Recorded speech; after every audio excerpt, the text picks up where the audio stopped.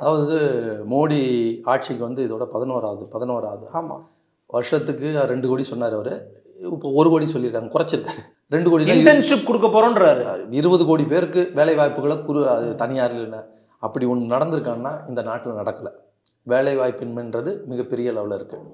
2வது நேற்று பட்ஜெட்டில் அவங்க வந்து இந்த வேலை வாய்ப்பை அதிகப்படுத்துவதற்கு தனியார் நிறுவனங்களுக்கு எம்எஸ்எம்இக்கு வந்து நாங்கள் வந்து இது கொடுக்க போகிறோம். சிறு குறு தொழிலாளர்களுக்கு 1 மாத சம்பளத்தை நாங்கள் கொடுக்க போகிறதா ஒரு அந்த ஸ்டேட்மெண்ட்டே இருக்குல்ல, அது 1ஆம் நம்பர் டுபாக்கூர் ஸ்டேட்மெண்ட்.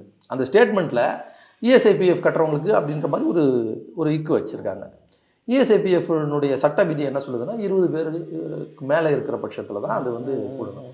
ஸோ அப்போ வந்து 25 பேர் 20 பேரை வச்சு எம்ப்ளாய்மெண்ட்டு ஓனரு மேனேஜர் எல்லாம் வச்சுருக்கக்கூடிய ஒரு கம்பெனின்றது ஒரு சிறு தொழிலா?